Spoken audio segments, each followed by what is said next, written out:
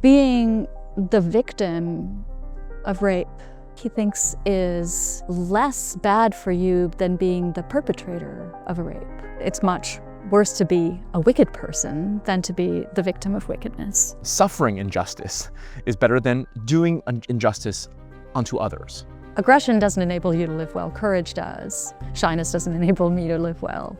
Moderation does. The good for Plato is not philosophia, it's not the love of wisdom, it's the getting of wisdom, right? I'm somewhat alarmed by the popularity of Stoicism. What is that more deeper good that is going to help us distinguish what is virtue and what is vice? Good. So this is a complaint John Stuart Mill made actually about the work of Plato. Great.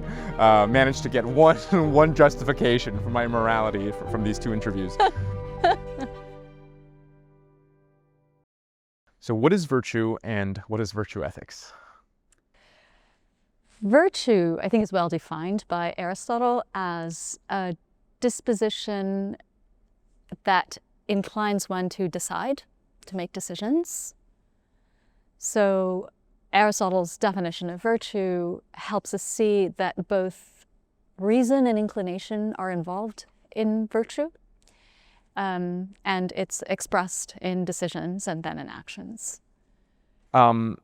Aristotle, let me paint a spectrum, believes that for all these different interpretations, goods matter for the good life in addition to virtue, right? The Stoics are on the opposite side of the spectrum, who think that virtue only can bring about happiness. Where does Plato fall on the spectrum? So I think Plato is more like Aristotle than like the Stoics. He thinks that virtue is supremely good, but he doesn't think that non-virtue goods are indifferent with respect to happiness. He thinks that it's better to have virtue and health than to have virtue and sickness. Having these external goods, or the non-virtue, non-intellectual goods, one way that contributes to happiness is by increasing the scope of virtue. So one can do more, a virtuous person can do more if she's healthy or if she's wealthy, so she can express her virtue more. Whereas the Stoics do not recognize sort of degrees of happiness or degrees of virtue. And so they think, well, you have reached the ceiling of happiness when you have virtue, whatever you do. Whereas I think both Plato and Aristotle think you can be happier or less happy depending on how much you can express your virtue. Right. And when you say express your virtue, there's kind of two ways when it can be expressed. So one idea is that without money, I just can't be generous, right? So the virtue of generosity can't be expressed.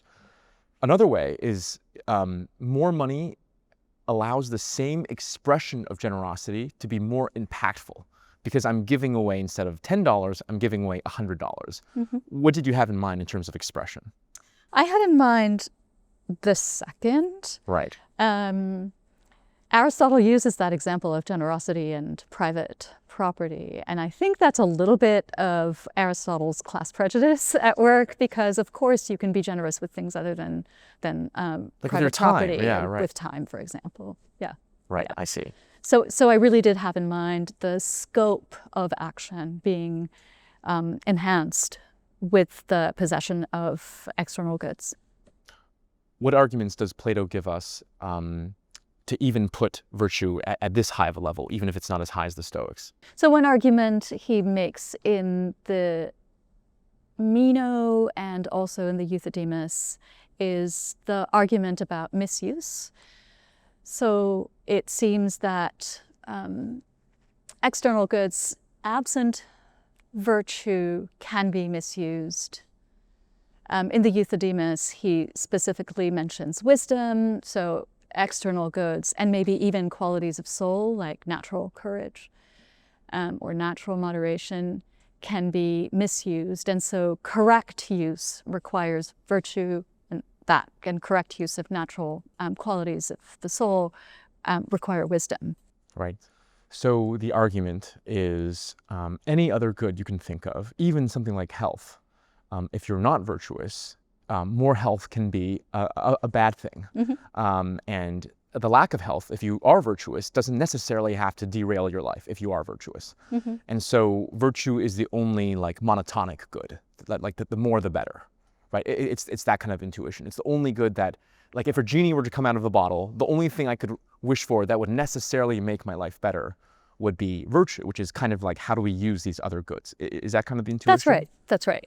But if that's the case, I think there's many domains in our life. What we lack is not the knowledge of using them, it's the good itself. So let's take something very trivial like breathing, right? Like if you can't breathe, if you don't have air, most people don't need more virtue as it relates to how do I breathe.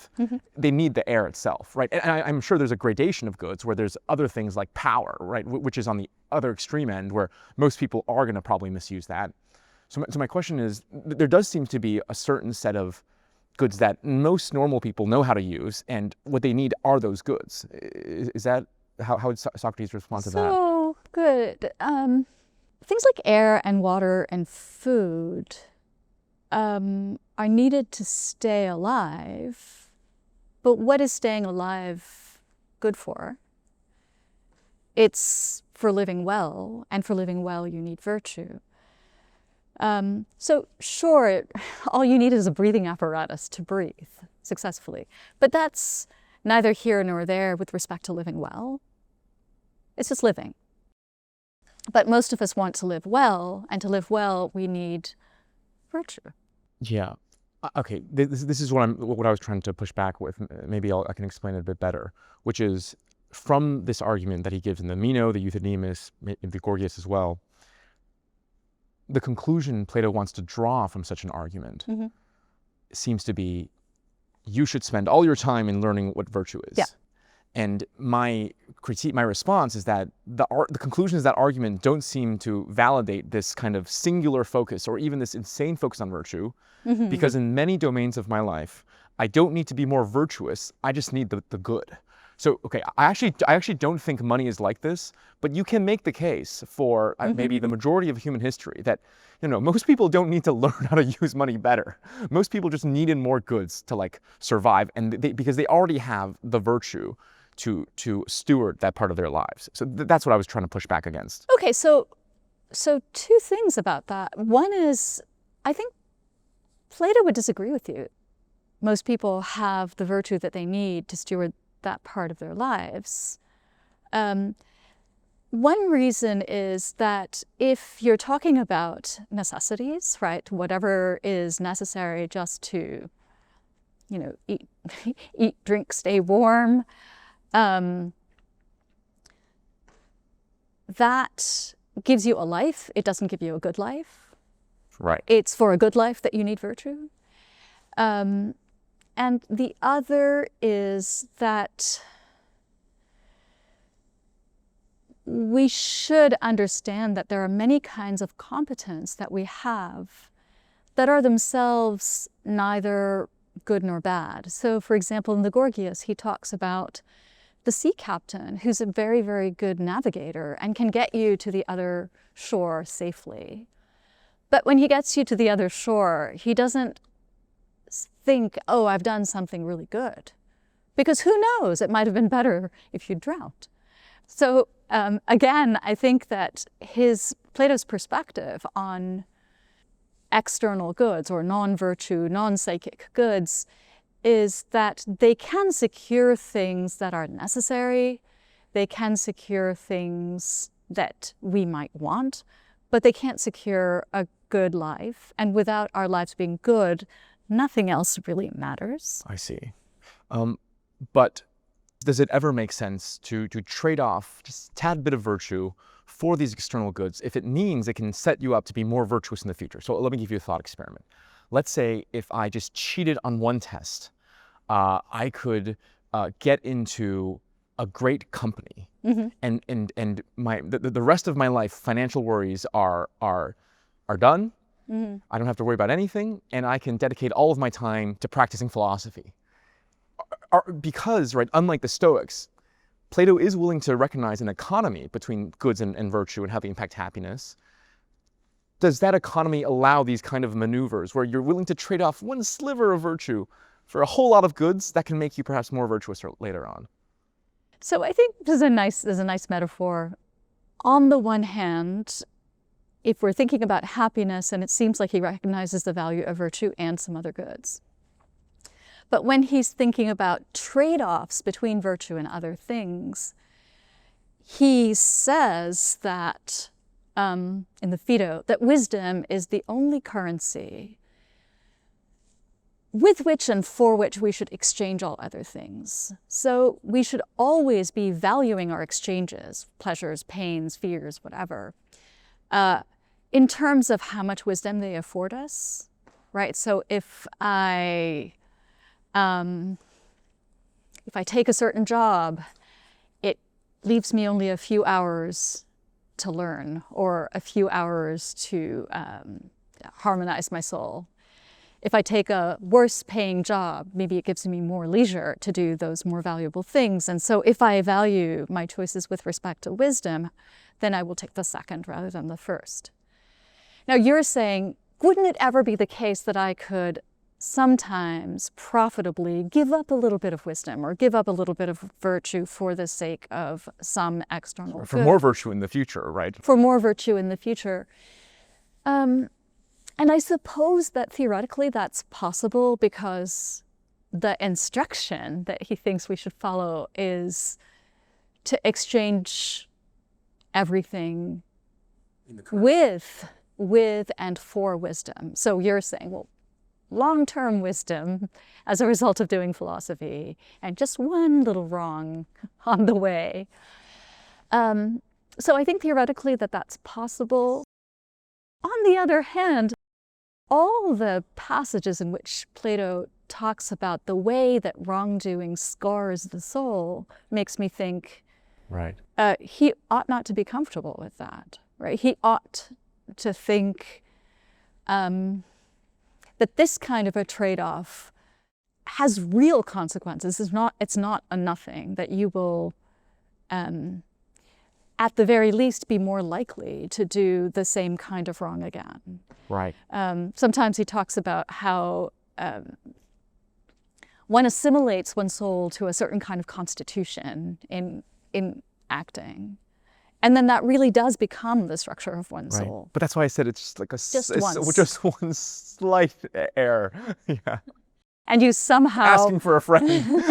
And then you somehow make it the case that that's not repeatable, right? Yeah. And so theoretically, it sounds like I can't do that. Great. Managed to get one justification for my immorality from these two interviews. Okay. So you said something very interesting, which is even though external goods do factor into this entire calculus of happiness, mm-hmm. is it just like one small sliver compared to virtue's, vast ocean of happiness? Or is it something like it's actually dependent on virtue? So money is only bringing happiness if you have these virtue preconditions. So certainly virtue is necessary for the goodness of anything else to be good for you. Right. That is the Euthydemus Meno position. But that does not make it the case that the non-virtue goods are indifferent. They actually positively impact your life. Right. Even if you're vicious? No. I see. Right. He says that if you're vicious, they might actually make your life worse. Right. So the intuition is that insofar as you are virtuous in that domain, you are, let's say, a baseline level of happiness, and then you can be happier with external goods. Right. Mm-hmm. It's kind of like a precondition kind of move. Right. If that's how happiness works, why does he say in the trade-off space, when we think about trading off different aspects of our life, we don't value the happiness that the external good brings for its own sake, but only instrumentally for virtue? That's what you're saying, right? That when we decide between different life actions, when we get external goods, we should think about not how these external goods are going to bring happiness directly, mm-hmm. but how they impact our virtue, right? Why these two different modes of engaging? Because it's not as if when you are virtuous, then the money directly contributes to your happiness. It's that when you are virtuous, the money gives scope to the exercise of your generosity or the exercise this is the expression of your charity. point. Yes. Right. This is the expression point. I see. Yes. So it only makes me happy insofar that it sort of magnifies That's a lovely way to my put virtues. it. Yeah. I see. Yeah. So on the topic of how wrongdoing can scar your soul, I'm reminded of the decision that Plato gives us in the Gorgias between acting injustice upon others or suffering injustice oneself. And he famously says that suffering injustice is better than doing injustice unto others. Mm-hmm. And the reason is because doing injustice, like you say, being vicious, really, really scars your soul. Mm-hmm. And my question, though, is, but doesn't suffering injustice, can't that also scar your soul? Like if I am raped, if I am tortured, empirically, it seems to definitely disharmonize one's soul. So why prioritize one over the other? Okay, good. I don't think that Plato would deny that you can have experiences that damage you, but the claim is a comparative one, that the actions that you do damage you far worse. Mm. So being the victim of rape, I think he thinks is less bad for you than being the perpetrator of a rape. Nowadays, people talk about moral injury, I think particularly when they're thinking about the sorts of harms that people might inflict on other people during warfare. I think Plato is very alive to that kind of harm to the perpetrator of a wrong. I think our climate, our political, social climate now is such that we think that this is sort of the wrong focus of attention. The attention should be on the victim. On the victim. I don't think that Plato, at least, thinks victims should be neglected. He says quite a bit in the laws about the reparations that victims ought to receive to be made whole again, say in property violations and so on. But I think he really believes that vice is the worst condition one can be in. Right. That and it's much worse to be a wicked person than to be the victim of wickedness. Right. So the intuition is that the same category mm-hmm. of harm, doing it is more harmful for you than receiving it, and which is quite an unintuitive kind of argument. So I'm curious what arguments he provides for that, because I can think of many arguments, right, for the opposite view. And one argument is, if you are the perpetrator of harm, many of the times it's within your power to correct that in mm-hmm. some way. So right, if I stole your money, instead of being stolen the money, I can give it back. Right, that's in my choice. But also, maybe I'm thinking about this in terms of like nuclear warfare and game theory. Like if I'm obliterated, if I'm completely nuked out, I have no civilization left from which any correction or improvements can be made. So that's kind of the general intuition, is that if I have more power because I'm the one who perpetrated the harm, mm-hmm. then I can hopefully one day sort of turn that power into a corrective use. I think that's right. It's within your power to change, but is it likely that you will? I mean, so there's this... but it's at least possible. That's what I was gesturing at. It's possible, yeah. Whereas if you're dead, you can't do anything. Yeah. Yeah? Yeah. So, no, seriously, like yeah. I was discussing this with Professor Martha Nussbaum yeah. About World War II, and I asked the very Socratic question, what's worse, being overpowered by Hitler or securing victory over him and becoming like him? Mm-hmm. And I think the former is worse because of the latter. There's a chance for that civilization to de-Hitlerize itself, right? So there's a chance, but then there's a a chance, maybe more of a chance that evil persists. So the psychologist Roy Baumeister has done this really, really interesting work on the perpetrators of cruelty and violence. And one of the things he documents is this gap in perception between perpetrators and victims. So perpetrators tend to forget about the harms they have done to their victims, whereas victims are living with the harms, and so they remember, so they suffer more. That's your intuition, Yes. right? But now think about these perpetrators who've done wrong, have forgotten about how bad the wrong they've done is, are more likely to do it again because they don't even register the costs to the other person of the harm that they've done. So there's actually all the more incentive for them to continue in the destructive, violent behavior that they have engaged in. So the mere possibility that because they continue to live, they might improve, doesn't seem to me to counterbalance the lodging of evil in a soul. Add to this that for Plato, the soul is immortal. And a bad soul comes back worse. Right. It's like a karmic almost reincarnation. Yeah. And a soul that is good comes back better. So what determines reincarnation are choices and beliefs, not experiences. Let's take a step back because you mentioned something about the ship captain. Mm-hmm. Are all kinds of proper activity virtue? Or are there some things like maybe techne, right? Like a skill or a craft Mm-hmm. that is proper, that is the right response to a certain circumstance, but is not virtue? I think he distinguishes between skills, crafts, and virtues.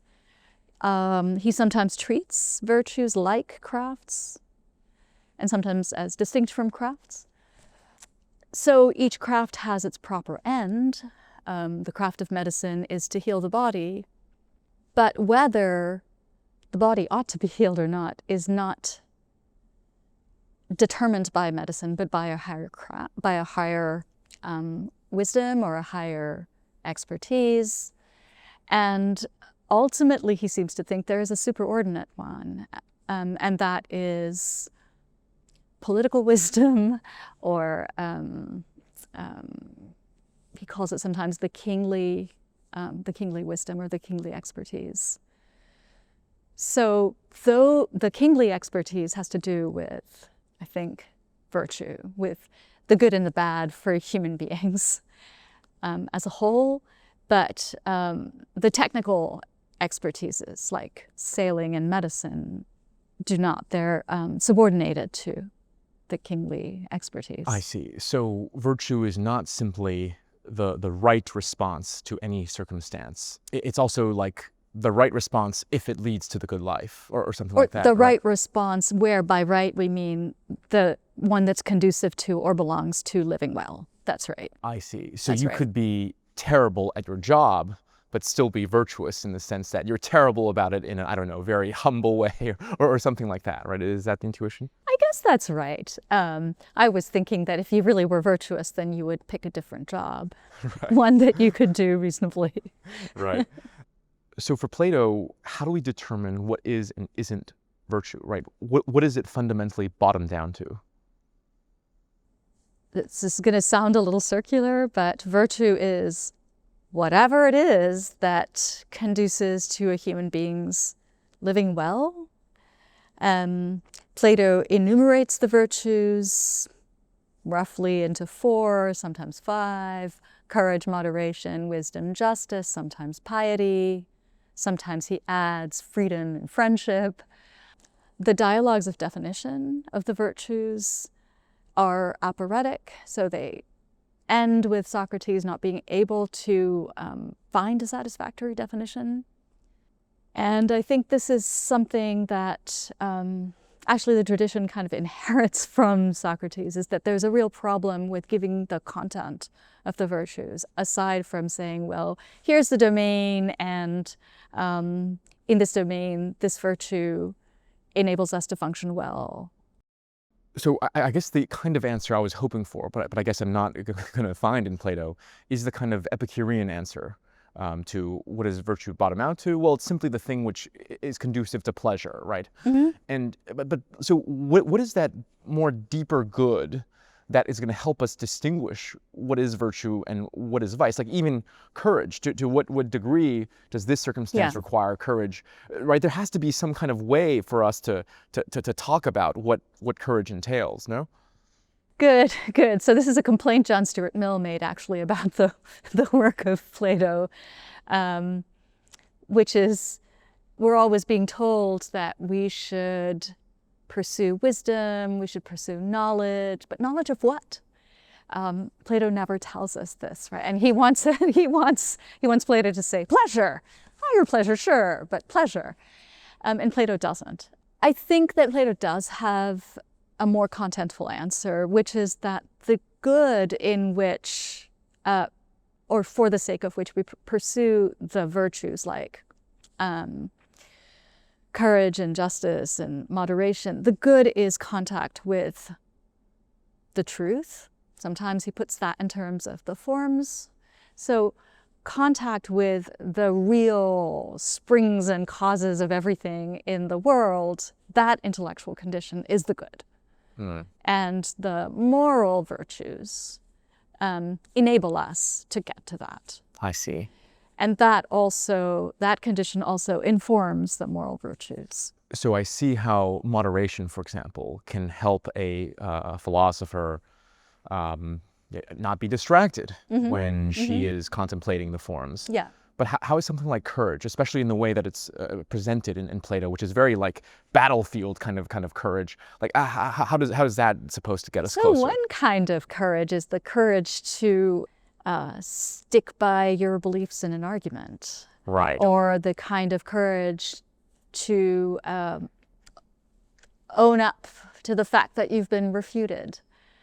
And he, in the Republic, when he is defining courage, he defines it in terms of sticking with your beliefs. He doesn't define it in terms of actions. Oh, really? Wow. Yeah, it's really pretty interesting.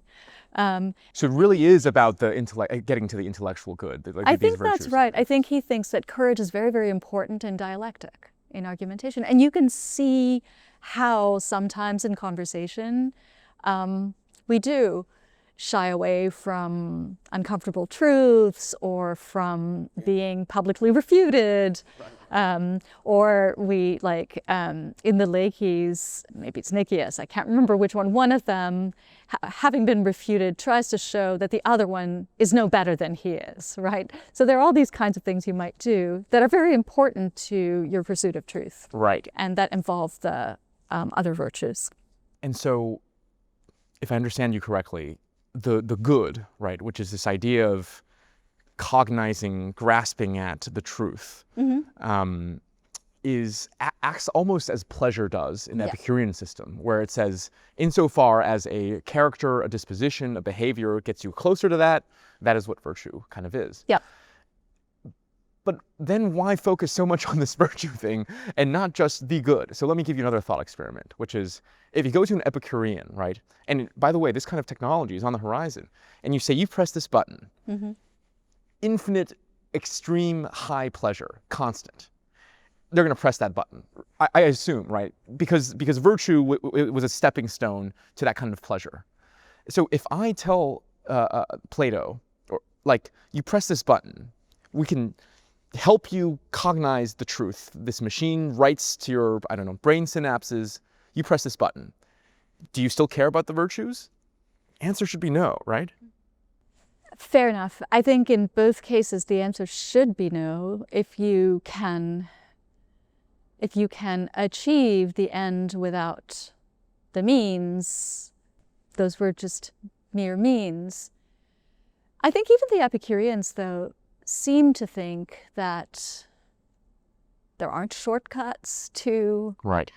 happiness, that what you need to do is effortfully work on your grasp of the cosmos, of the world, of the truths about death and mortality, and I mean the intervention of gods and so on, because the causes of pain, anxiety are mental. So now we change the whole set of possibilities, and we say actually you can have all of this effortlessly. I suppose, there may be some thought, but part of the value of it is in the effort, or is in doing it yourself. But I'm not sure how to secure that. I also think we're really far away from this. The technology. The technology. Oh, yeah. But you can see the early innings already. Like, for example, moderation, right? Mm-hmm. And Ozempic, right? Mm-hmm. Are you familiar with Ozempic? Mm-hmm. It's the drug that you inject for our audience, and your appetite sort of goes down into its Right. normal.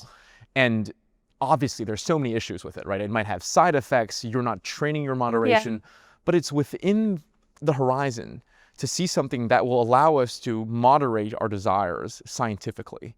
And so in that case, maybe the virtue of moderation is not that important if I can stop being distracted from philosophy by clicking a button. I guess what I'm trying to tease out is virtue in Plato just a means, or is there something just good about the character who is moderate, who is courageous, who is just, independently of the fact that these things help him contemplate the forms? If you think about the human being as fundamentally an immortal soul, temporarily in a body, then the former is true. That the virtues are ways of disciplining the body that keep it from distracting us in our pursuit of philosophy. But if you think, no, the human being isn't just a soul temporarily trapped in a body, but the human being is an embodied thing, is an animal, then you think, well, a good condition of that animal is to have the virtues. And then it seems to matter that it's reason in control of your appetites rather than Ozempic in control of your appetites. I mean, it's an interesting thing that you bring up. I mean, maybe Ozempic's suppression of my appetites would be like the philosopher rulers deciding on my behalf if I lack sufficiently powerful reasoning myself. Yeah. And Plato is very clear that in that second scenario, what I have is at best some kind of citizen's moderation. I don't have the full virtue of moderation, which requires that it be my reason that is in control.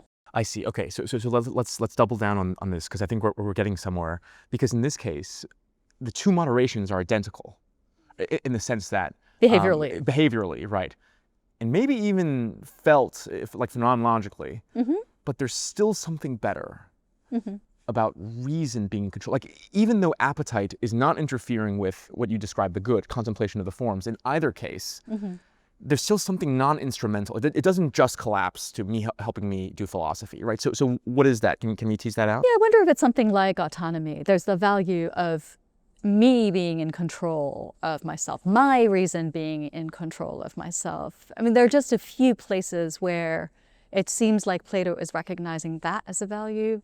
Like when he says, it's best for reason to be in control, preferably your own. But if that's not possible, then someone else's. So I would think the drug would be, second to that or third to that. I see. And just to be clear here, the good for Plato is not philosophia. It's not the love of wisdom. It's the getting of wisdom. It's wisdom itself. Right. So even what Socrates is doing is not the good yet. It's pursuit of it. Yes. But he doesn't get there. Like there's a greater good than what Socrates was able to achieve. That's right. That's right. I see. I think that so it's right that philosophy is instrumental. We do philosophy for the sake of Sophia, for the sake of wisdom. But wisdom is just the good condition. It's the condition of the soul in contact with the forms. Right. It has a practical aspect. And you might think, well, insofar as we are embodied creatures, that practical aspect are good. But we can also think about ourselves just as pursuers of wisdom, just as immortal souls. And from that perspective, it seems that the other virtues are instrumental. Right. And sorry, this good of being in touch with the forms, is it just a series of like having the right propositions in our head? And the bodily part, the animal part, not interfering with that? Or is there a fundamental change in your entire orientation that goes beyond just holding rational propositions? I'm not sure that the knowledge of forms is propositional. It might be propositional. It might be a whole gestalt. Right. I don't know. And I suspect he thinks about it differently in different times. He talks about it very metaphorically, using imagery of sight. What I was trying to communicate is that insofar as we can think, look, a disembodied soul can have this knowledge of the forms, then that's all there is. The good condition of the soul, disembodied, is that grasp of the forms. But the soul, that same soul, can be embodied. And when it is embodied, then it transforms the whole living animal. I see. One of Plato's key claims is that virtue is a unity. Mm-hmm. Why is that? So we were talking earlier about wisdom being necessary for the correct use of both external goods and psychic qualities. Right. It seems that Plato thinks that all of the virtues are united in wisdom, and that then when you have wisdom, it follows that you have all the other virtues. I think that's the core idea of the unity of virtues. I see. I mean, practically, when you look at, let's say you read biographies, virtues most often come not just paired with vices, but almost as the other side of vices, right? So maybe sloth and tranquility, agency and inhibition. So there does seem to be this just practical resistance to this idea that all the virtues can be one. So I think that Plato, like Aristotle, draws a distinction between natural virtues, so natural qualities that incline you, that maybe make it easier for you to avoid one vice, maybe even to acquire a virtue. So if you're naturally aggressive, then it may be easier for you to become courageous than for me if I'm naturally shy or naturally quiet or averse to conflict. So you might think, okay, these two qualities, the shyness and the aggression, they drive each other out. Maybe shyness goes along with justice, about obeying law. Courage goes along with something else. This is possible, but notice these are natural qualities, and they are not yet virtues. So when they are shaped by wisdom, they become virtues. And then in those cases, I think Plato and Aristotle think you don't get pairings of virtue and vice. You can have pairings of natural virtue and natural vice. People are variable in all kinds of ways. They find some things easier, other things harder. But that's not about the special qualities that we call virtues that enable you to live well. Aggression doesn't enable you to live well. Courage does. Shyness doesn't enable me to live well. Moderation does, right? I see, right. So there might be a conflict in the natural sort of capacities, but when it comes to the virtue realm, they get harmonized. That's the idea. Yeah. In one of my favorite essays of yours that I've read, it was called Imperfect Virtue, you label out all these different kinds of motivations to seek virtue. So there's the philosopher's virtue, right? That's a virtue out of understanding why these virtues are good and important for me. There's the honor lover's virtue, right? A desire for society and perhaps a self-esteem to be such a person. And then there's the slave's virtue, right? And that's just virtue just for consequences, right? Yeah. I'm going to be just because if I steal, I'm going to go to prison. What are the different consequences of pursuing virtues in these different motivational ways? I wrote that paper in order to understand what sense it made to say that the ideal city that Plato describes in the Republic brings about the good of the whole.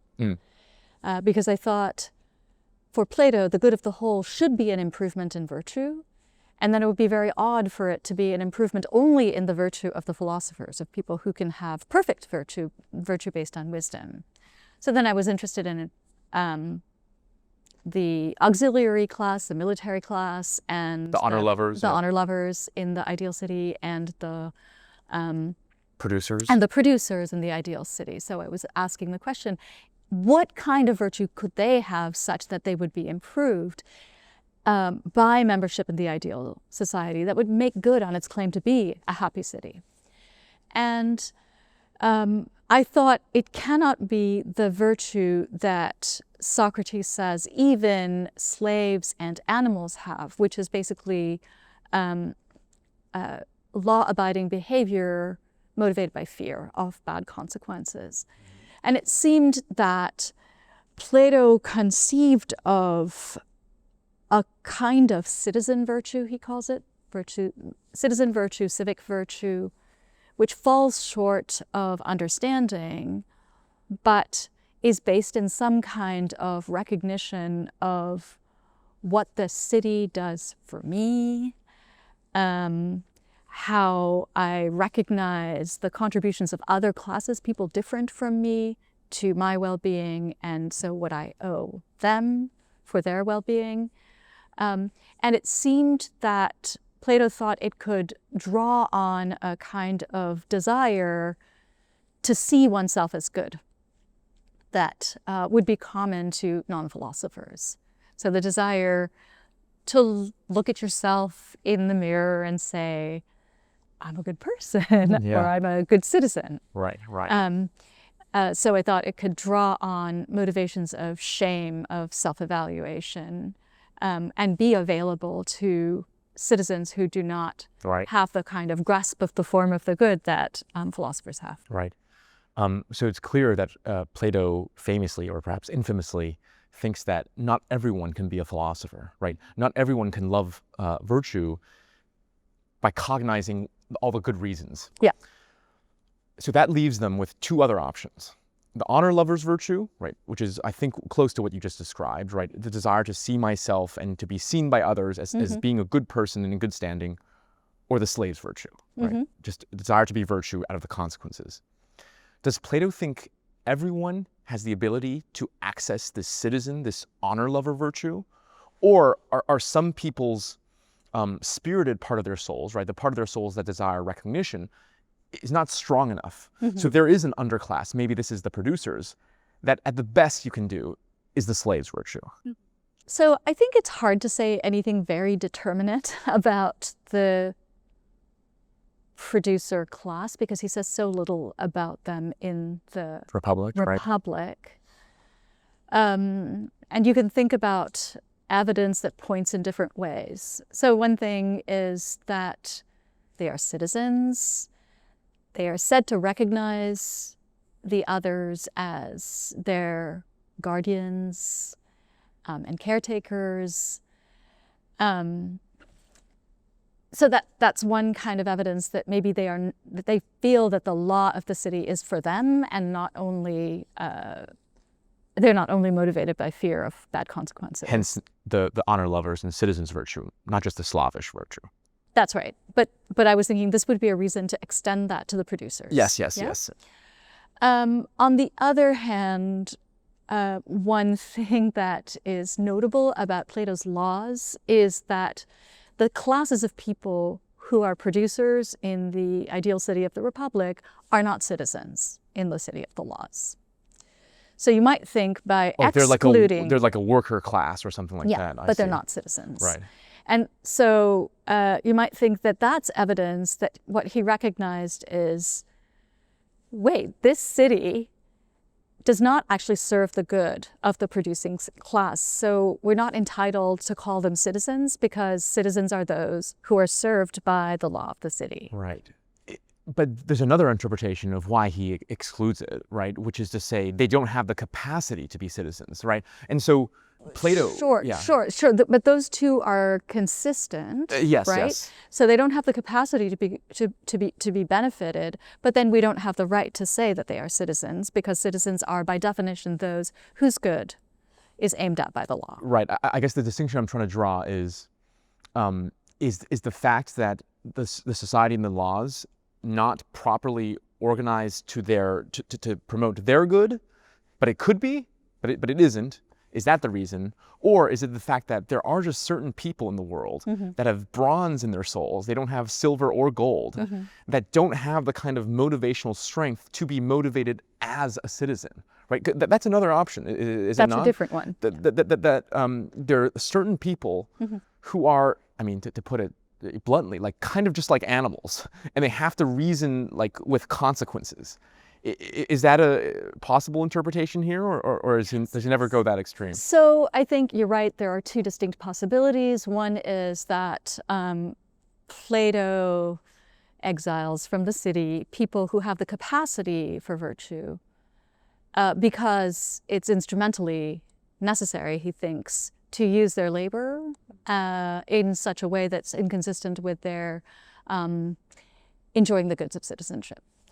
And another is that he thinks, no, all these people would in fact be incapable. No matter what society we design. Yeah. So he never says anything to indicate that he thinks it's a lack of capacity that designates some people as producers. I mean, he simply points out that it's their lack of leisure that disables them from occupying the offices of citizens. Wow. So it's quite possible that the worse interpretation is the correct one. Right. So even though it's clear that what separates the philosopher and the auxiliary is a difference in natural capacity, you're saying what separates the auxiliary from the producer doesn't necessarily have to be one of natural capacity. Yeah, it doesn't have to be intellectual capacity. It does seem like he thinks that the auxiliaries are distinguished by their natural courage. Yeah, right. So that's why they're suited to be in the military and the police. Does that really map onto a capacity for virtue? Not clear at all, because after all, there are virtues of moderation. Right, I see. What I loved about your essay is it corrected a long-held misconception I had of Plato, which is that the desire for virtue out of spirit, right, out of a social concern for others, or even how I think about it myself, is fickle, right? This is his critique of the timocrat, right? The person in the unjust, one of the unjust societies who desires honor. And it's unfickle because, it's quite obvious, your virtue changes based on what society values. And when society can't value you, you do things that aren't virtuous. And so that's why the honor lover's virtue is fickle. But your reading fundamentally goes against that. Why is that? I think you're right that the honor lover's virtue is sustained by a good society. So the honor lover, does the honor lover really have what's called, what you might call counterfactually reliable virtue? So you take the honor lover out of all the supports of the ideal city. Will they still hold on to the values of that city? Maybe if they have been so deeply dyed by those values that they can't shake them, but they don't have the rational supports for those values that the philosophers have, right? So I do think that even though the honor lovers have an imperfect virtue, and it's really virtue, it's genuine, it's not clear to me that it is so reliable that you could just pluck an honor lover out of the ideal city, put them under any circumstances anywhere, and they would still behave virtuously. Maybe your opinion has changed since writing the paper, but I distinctly remember when you wrote the paper, you said you could do this, that after, Yes. at least in childhood, after internalization Yes. happens, you could pluck the honor lover from the Yes. good society into a bad society. They would keep their good values because they internalized. Because of the dying, the Right. thought about dying, right? Yeah. So I did not see a reason to doubt that this metaphor of dying entailed counterfactual reliability of virtue when I wrote that paper. That was 1998. Okay. I was 1 year old.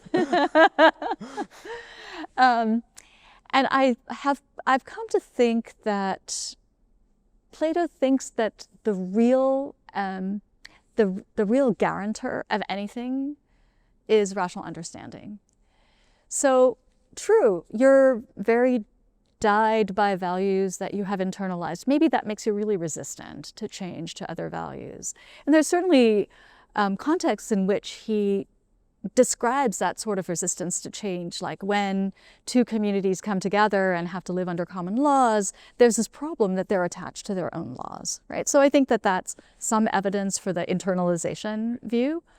But he also doesn't seem to think that it's impossible for them to change. That's, on the one hand, evidence of human flexibility, but on the other hand, it cuts against sort of counterfactual reliability of virtue. Yeah, I was going to say, the way you made it seem in your paper of how central and unmalleable this sort of early education is almost defeats Socrates' entire enterprise in Athens, talking to adults and then trying to change them. Because if he really believed that you just die at once, you're good, then the only project you should be doing is to figure out if this person is virtuous. If not, leave them alone, right? Because you're not going to do anything about them. But so it sounds like you've walked that back a bit. I have walked that back, and I think what I cared about most in that paper was to show that the virtue of the auxiliaries, the honor lovers in the ideal city, was genuine. Right. And I thought one way of showing that it's genuine is counterfactual reliability. So maybe a little bit of counterfactual reliability shows that it's genuine, right? Because you don't want them to be completely fickle with as soon as they're in a new environment, they change. But it's not necessary for that to think that they are impermeable, that the die is such that it can't be permeated. I'm somewhat disappointed because I actually had prepared a defense of your original argument. Tell me. Which I'll say anyways, which is Plato compares, perhaps uncharitably, the original auxiliary class to, I believe, dogs, right? Like philosophical dogs. And what is constitutive of a dog is your dog doesn't care if you're a good or bad person. Your dog just likes you for your sake. And so reading your original paper, there was almost a sense in which the auxiliaries' adherence to virtue, if they grew up in the right society, was even stronger than the philosophers. In the sense that there's nothing you're going to tell this dog that's going to get him to change from his original values. But the philosopher can be deceived because the philosopher is responsible to reason. This is partially Rousseau's concern in his critique of science and art in the first discourse, which is that, you think a rational society is good, free discussion, free debate, people can be deceived. What you want is that kind of dog-like dying and internalization. So I guess I think even dogs can be retrained. And so the problem is that if the situation of the auxiliaries is to be devoted to a set of values, no matter what, in the way that a dog is attached to its owner, no matter what, you might have behavioral conformity, but why would you call that virtue at all? Right. Right. So the dog is just aping in a way that the honor dog lovers, is the dog is too devoted. But I thought the whole intuition here was that the honor lover, like the dog, doesn't really have an idea why he's Doesn't have adhering an to, idea. Yes, to that's these right. virtues. He just likes them because, he grew up with military songs that sing about them, and right. So isn't that right? That he just adheres to them almost for their sake because it's his set of patriotic songs or something. There are also some truths that constrain what you can find admirable, what you can look at yourself in the mirror for, and admire yourself for possessing. So yeah, maybe what you're helping me see is that there's a little bit of tension between the characterization of the auxiliaries as dog-like on the one hand, and sort of being friends to the familiars, and the idea that at least the spirited part of the soul, and then you would think by analogy, the auxiliary class is receptive to and a follower of reason. Right. Yeah. Yeah, I have to explore that a little bit more. So the thought experiment would be if the philosophers in the good state suddenly change the values and give good reasons why, would the auxiliaries follow or would they overthrow the philosophers? Right. So that's kind of the stakes of this current debate. Yeah. And I would think they would follow, even though what the philosophers were doing, are doing is unfamiliar. I see. So in your old view, for you, they were adhering to these virtues just because it was familiar, but there was also they were also responsive to reason.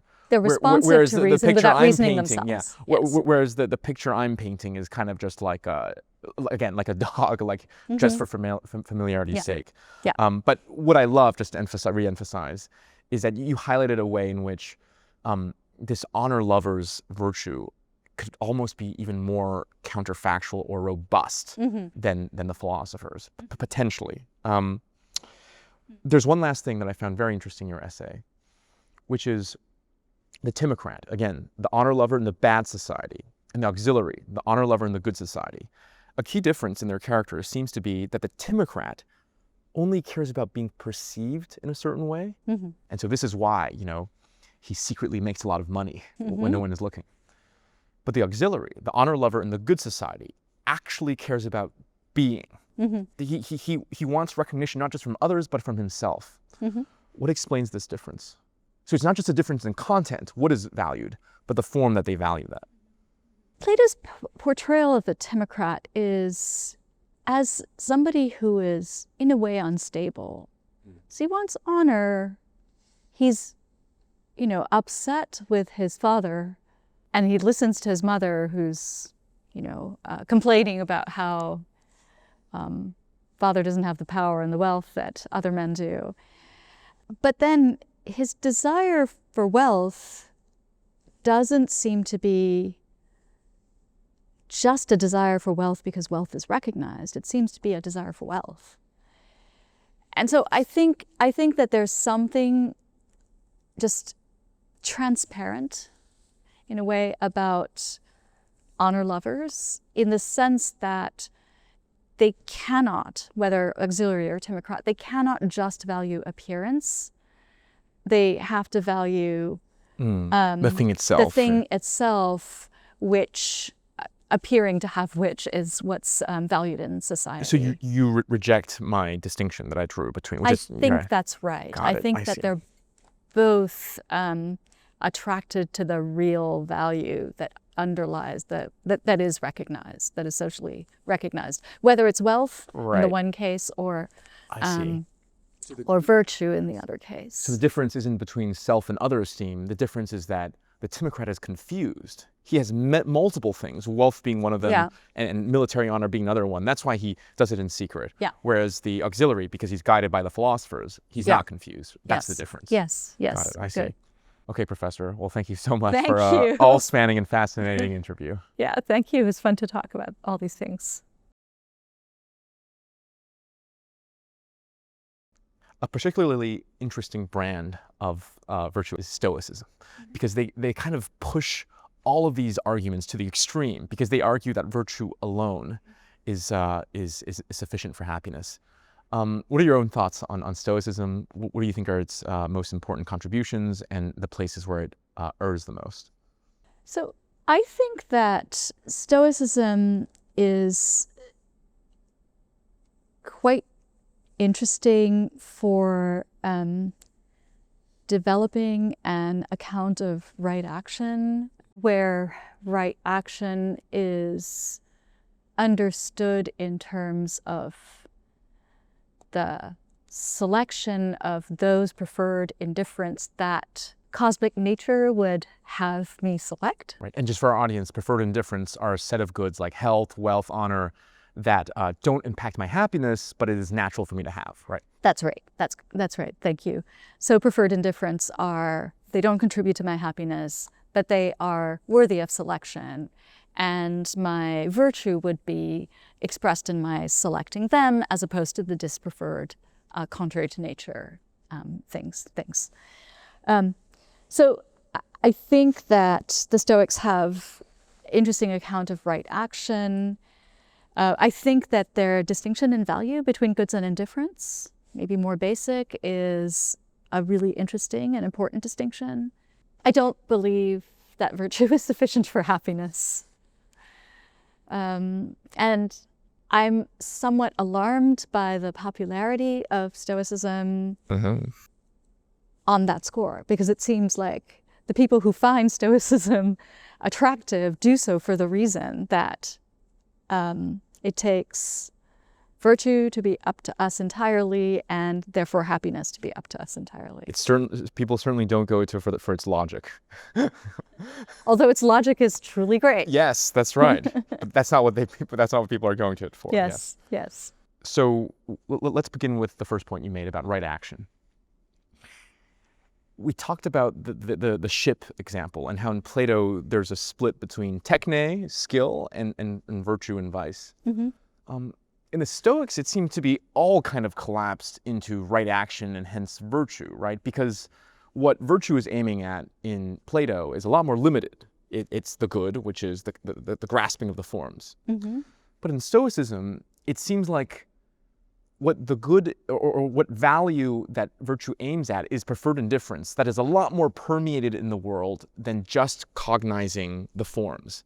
And so as a result, it seems like virtue expands a lot more to the extent where you almost want to say, no, navigating well is virtue because it's responding well that protects my health and my bodily security, and that's a preferred indifferent. Do you see the point I'm trying to make here? Yeah, so one thing that I think that's right is that for Plato, the good condition that constitutes wisdom is knowledge of something good that is otherworldly. And for the Stoics, wisdom is really knowledge of physics, right? It's knowledge of the natural world and hence of what my place in the natural world is and what selections among natural things I should be making and for what reasons. Yeah, so that's what you mean by more permeated. Because the value that they're aiming at is in this world and permeated throughout this world, it seems like a lot of what Plato would think is techne just gets absorbed into virtue more broadly. Right, so the Stoics say things like, only the sage is a builder and a king and I don't know, I keep wanting to say banker, but that's right, that Stoic virtue is an art of living, and included in the art of living will be the correct use of all the particular skills. Right. Yeah, that seems right. And the main point is that there isn't something beyond these correct selections accompanied by the reasons why. Right. And so sailing would almost be absorbed into virtue in a way that it's not in Plato, That's right. I mean, for Plato, the kingly expertise, wisdom, will direct the sailor and tell the sailor when to sail. Right. Whereas I suppose with the Stoics, sailing is a kind of knowledge, a kind of expertise. And related to selection of preferred indifference, health and Right, but its recommendations, if you like, can be suspended because they also think that there are higher arts to sailing, right? So sailing is under generalship, which is under the whole art of living. Right, I see. So they do have this sort of hierarchy of skills or techni, because the objects of knowledge are this worldly. You have a different picture. I see, than Plato. You said that you like their distinction of good and indifferent, whereas I find it completely, completely nonsensical. Why is that? For our audience, what they think is only good and evil is virtue and vice. That's right. Only thing that matters for happiness. The rest of the things are indifference. Some are preferred, some are dispreferred. I find Aristo or the Cynic's position to be a lot more coherent. Like, if you say the goods, external goods, are actually matter nothing, zero to your happiness, then don't assign them another set of values, and certainly don't have the defining qualities of your virtues be the proper selection of those indifference. And so I just find that they kind of, want to eat their cake and have it too, and I just find it nonsensical is too strong. I find it highly implausible. So let me try to defend this distinction. The Stoics think you have reason to select things, even if those things don't make you happy. Like, having them doesn't make you happy. And if you didn't have that distinction between things that don't make you happy by your having them, but that you ought to select or reject, then there would be no content to virtue and wisdom. Yeah. Right? So what would you exercise? Your moderation or your wisdom or selection? What would you do? As Cicero says, then virtue would have no function. Right. Right. So that I fully understand, and this is their critiques, the Stoic critique against the Cynics and against people like Aristo. That's why I disagree with him that virtue is sufficient for happiness. So if they say that, if they say the exact same thing you said to me, I would say agreed. That's why external goods are not indifferent to happiness. And that seems to be, like Aristotle, Plato seems to be a much more plausible picture than to say, these things don't matter, but we're going to keep them because otherwise we lose virtue. Because otherwise virtue becomes this selecting of things that don't impact your happiness. Like, why is that? Why is selecting things that don't matter for your happiness the key to happiness, right? Then it opens up itself to those kind of critiques. And this is because there is a way that the world is organized for the best. So the Stoics think that God is providential, has made nature for the best. And we, as human beings, have the very same kind of reason that God does. So it's in our power to understand what should be and to will it. Right? So amor fati, right? So we should love what is fated. Then that requires understanding which things are in accordance with nature and which are not. And the things that are in accordance with nature are to be preferred for that reason. Right. Things contrary to nature, not to be preferred. So it seems to me that this is a very coherent way in which you can give content to wisdom and virtue and correct selection without according direct contribution to happiness to those indifference, right? So, I don't know, so my being healthy doesn't make me happy, but if my being healthy is willed by Zeus, then my willing it too contributes to my happiness. Right. Which requires them kind of just putting their feet on the ground and saying, and giving a very fleshed out and difficult to justify picture of nature, right? Like of not just cosmic nature, but also human nature. There's a very, I'm sure they try to justify it, but that's what it ultimately relies on at the end of the day. Yeah, it relies on nature being providential, my nature being somehow perfectly fitted to cosmic nature, even though it's in some way independent. Right. Yeah. What are the aspects of Stoicism you find least compelling or convincing? I think it's Stoic compatibilism. That's what I find least convincing. So it's the claim that human beings are blameworthy for their actions when they are the principal causes of their actions, where principal cause is established by contrast with another similarly placed person doing something different than one did. I find that this account of blameworthiness, when it's accompanied by the claim that everything that happens is providentially determined, completely implausible.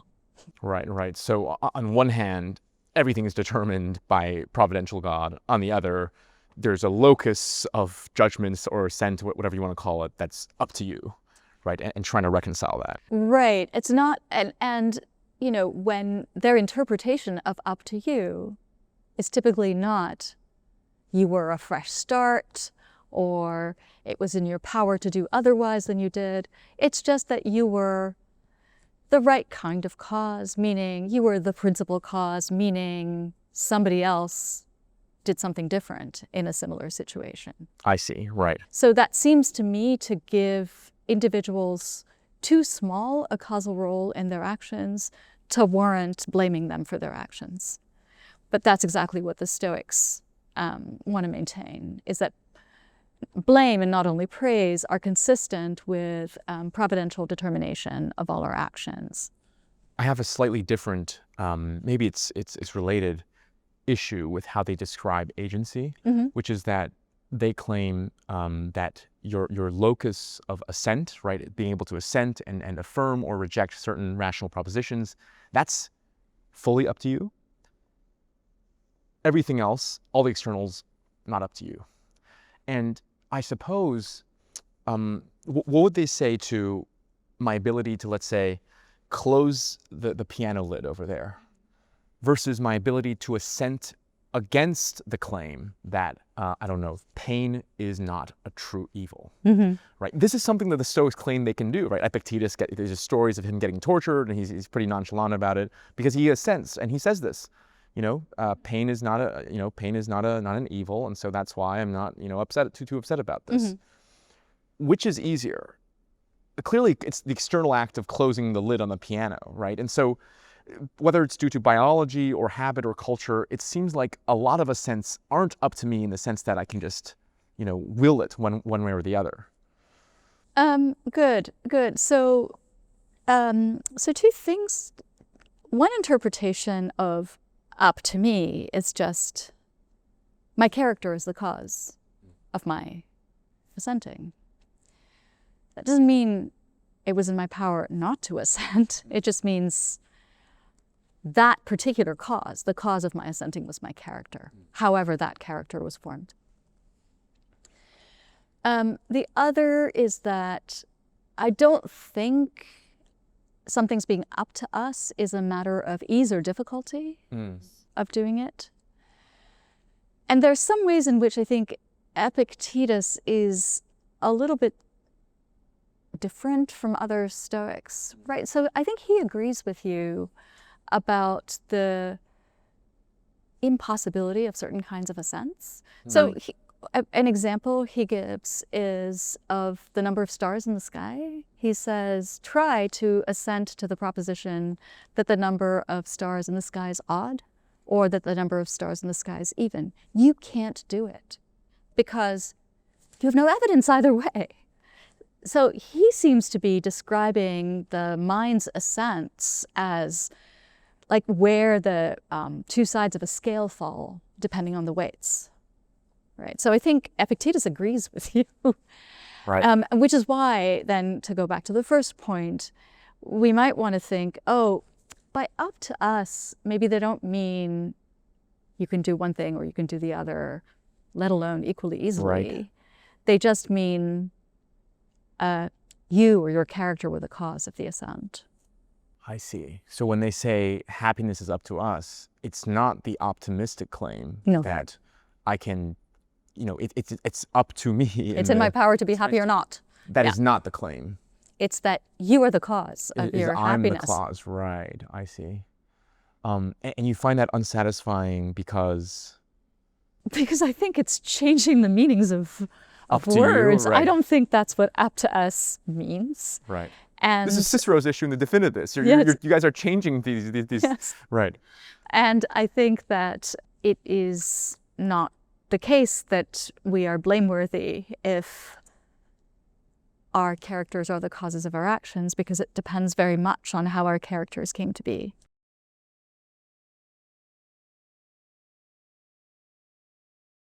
I understand a lot of your current research is around causality, character, moral responsibility. So what are the key questions you're trying to answer here? So initially, I was interested in digging up arguments that were contrary to the Stoic position. So anti-compatibilist arguments or anti-determinist arguments. And I was able to do a little bit of work on one of Epicurus's arguments on this, just based on what he thinks our very conception of cause is. But then I began to find that there are a lot of differences among different ancient philosophers in their conceptions of what a cause is. And they think of causes of different kinds playing different roles in the outcome of an effect. So I am interested now in looking at the variety of causal structures and causal systems that they have, which I hope will make me understand the debate about determinism, indeterminism, compatibilism, incompatibilism better. But cause in the broadest sense of the term. In the broadest sense. Not just moral causation and stuff like that, Right. or agent causation, Right. I see. Right. A lot of your research now is also about responding to contemporary psychology or describing the consequences of contemporary psychology to virtue ethics. What do you think are the most important things that these two disciplines have to offer each other? So I guess one thing is that I think of moral philosophy generally, ancient moral philosophy in particular, offers the research of social psychologists and contemporary moral psychologists an understanding of the domain that they're studying. So there's been some work on the work in this situationist tradition in social psychology, which looks at the causes to actions that are rooted in character and rooted in situations of action. One of the things that I think ancient ethics is very good about is defining exactly what a character is. So a character is some of a set of relations between reasoning and appetite or emotion. It's not just every trait that someone could have, like talkativeness or cheerfulness or whatever. So that's, I think, something that ancient philosophy has to offer contemporary social psychology. I think contemporary social psychology is good at disentangling two questions. One is a question of what causes what, and the other is the question of what causes variation in behavior. So not all social psychologists are very good at distinguishing this, because social psychology is basically focused on variance in behavior. That's the way that they measure anything. But thoughtful social psychologists will notice that it's one thing to study the causes, which might be the same across a wide range of cases, than it is to notice the causes of difference, right, between different outcomes. I think that those two things are not always very well distinguished in ancient psychological writing. So, for example, I gave you the compatibilist argument from the Stoics a little while ago, right, that says, well, look, my character is the cause of my actions, say my refusing to eat my kale salad, because Jonathan ate his kale salad in the same circumstances. But this doesn't mean my character is the cause, just because that's a variation between us. I mean, for all we know, When we're doing the same thing, then the kale salad is the cause, and then when we're doing different things, it's our characters that are the cause. So there's a lot more investigation to be done in establishing causal claims, I think, than just noticing variation. Right. Well, sorry. What's wrong with the Stoic argument that in the exact same instance, I ate the kale salad, you didn't eat your kale salad. What is wrong if it's the exact same situation? So here's one thing. There's providential God behind us. Is that the same situation between the two of us, or is it two different situations between the two of us? I see. I see. So one response is just to reject that it is the same, right? So we've noticed one difference between us. You ate the kale salad, I didn't. Right. And now we're going to conclude from that it's a difference in our character.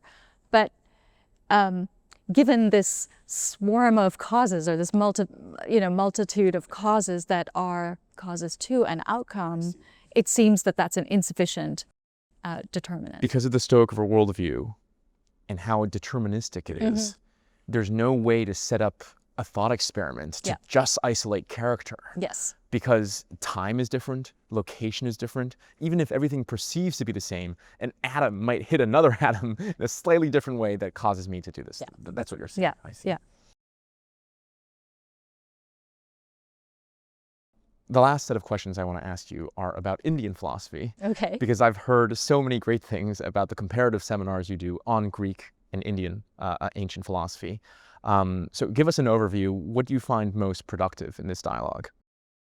So with Tad Brennan, we did a comparative course on Greek and Indian skepticism, and we were mostly focused on arguments in Nagarjuna and arguments in Sextus Empiricus.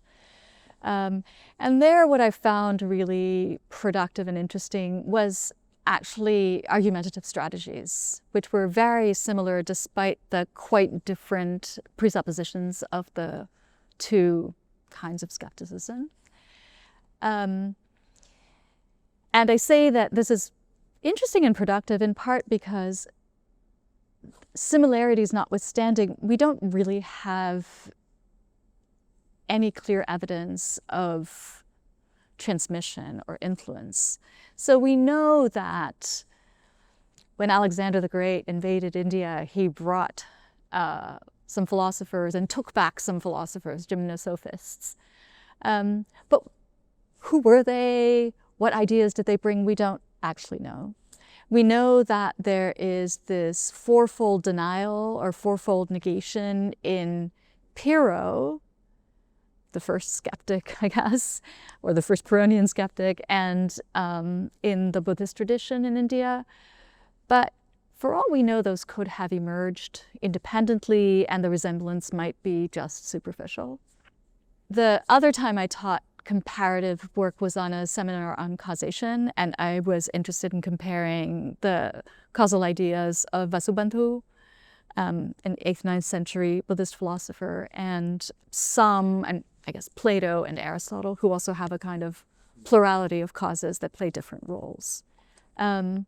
So again, what fascinates me is the emergence of what look like similar ideas, similar problems, similar arguments, when we don't have to suppose that it's because of influence or transmission. Right, yeah. Another kind of armchair kind of philosophical observation is the emergence of reincarnation in as early as Pythagoras, maybe even earlier. And some people speculate it's because of transmission. Some people think I think Pyrrho went to India to practice with some sages and stuff like that. But what is interesting is that unlike in ancient Chinese philosophy, ancient Greek philosophy, where there was almost certainly no transmission, that there is a geographical possibility of that happening. Yeah, I think it's a possibility, but attempts to trace connections have really foundered on a lack of evidence.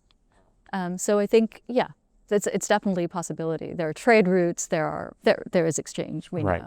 And I've only briefly studied Indian philosophy through my exposure to Indo-Tibetan Buddhism, which was one of my big fascinations in undergrad. Did Indian philosophy mostly develop under religious schools, or were there these separate, just pure philosophical traditions like the Platos and Aristotles of the world? I would deny that there are religious schools. So I think that if you think, look, philosophy in the Greco-Roman world was a way of life. There isn't that much difference between the way of life there and the way of life of a Buddhist monastic or plenty of others. So Buddhism is anyway weirdly categorized as a religion. There is no God, right? It seems to me that what the Buddhists have is a set of intellectual traditions that at least have a kind of core of monks living in pursuit of a certain intellectual ideal and spiritual ideal. And that seems very similar to me to the situation in classical and Hellenistic philosophy. Yeah. What is not known to me, and your question suggests I should investigate this further, is whether the so-called orthodox schools of South Asian philosophy, the Nyaya, Vaishika, Sankhya, whether those were also way of life type schools. I mean, I think that about Sankhya Yoga, that's true. But I don't know if that was true of every orthodox school. Yeah. What was so striking to me in my, again, very brief exposure to Indian Buddhist philosophy specifically was that they went through a lot of the Western metaphysical paradigm shifts, from atomists to the Yogacarans, right? The idealists, to almost like the anticipation of Wittgenstein. They're called the Madhyamikas.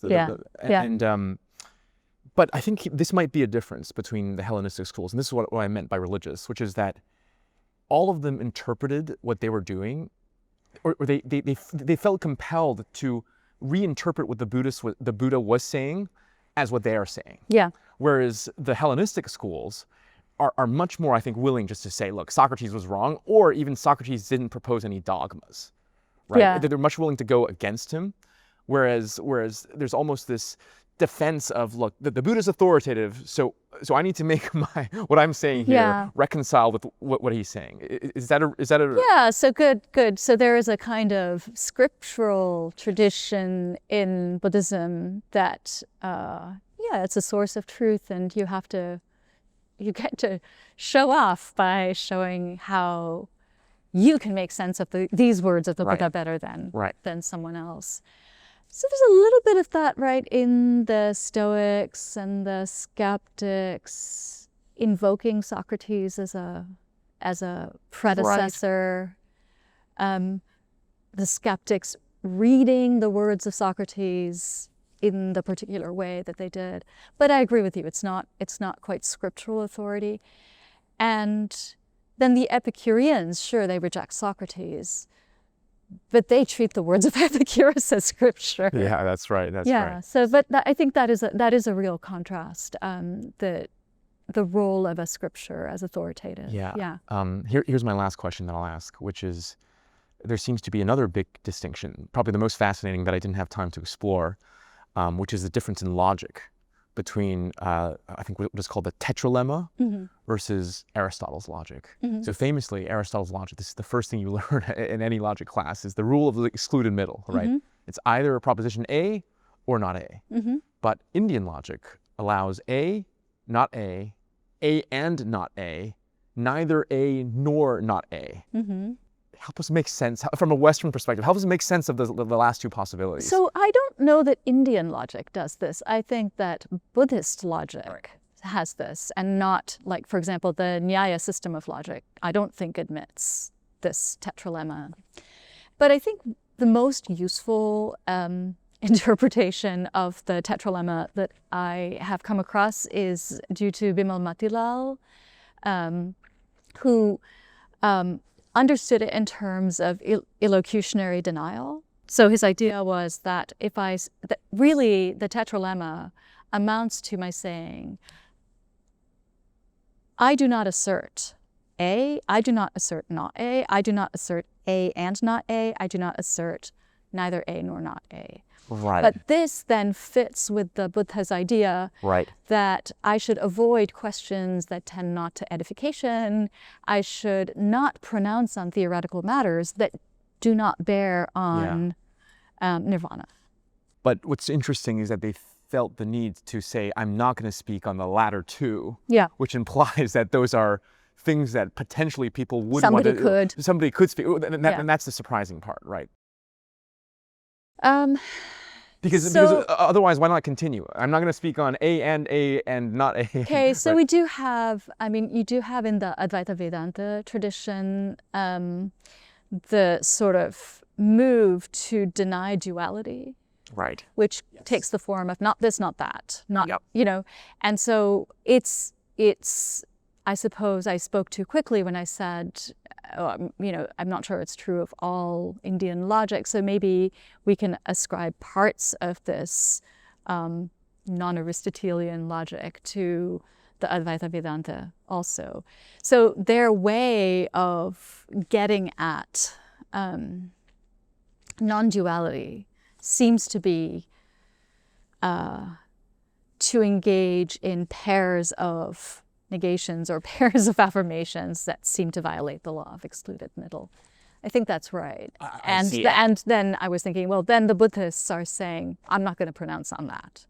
Yes, I see. Right. So the fact that they say, I'm not going to pronounce on that, implies that an earlier school was trying to pronounce on that. Yeah. And they were pronouncing on that not to build a system, but to make a point, right? It's almost pedagogical. It's not like from A and not A, they want to build a whole rational system. Right. It's more like, no. A and not A can both be true. Try to wrap your head around that. It's something Right. like that. Reality does not lend itself to asserting either A or not A of any bit of it because it's entirely non-dual. Right. And could you give an example where A and not A is both true at the same time? Like the door is closed and open, depending on how you define closed and open, or? Well, I suppose it's supposed to lead you to realize there is no door really in distinction from anything else. So that's the non-duality claim. I see. It's on the object level or something Yes. like that. Yeah, Yes. I see.